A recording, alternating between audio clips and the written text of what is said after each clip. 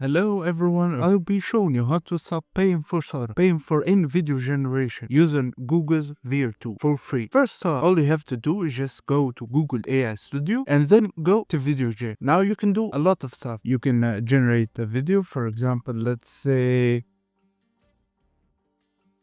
alright, we press enter, so it will generate.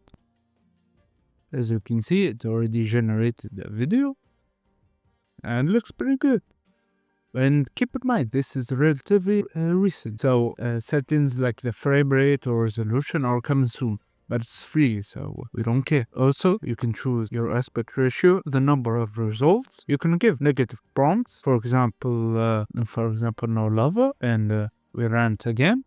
And as you can see, it removed the lava, which is pretty cool. And one more thing you can do is, if you don't like to write, you can give an image from your drive, or you can upload locally. Pick this image, for example, a Cybertruck, and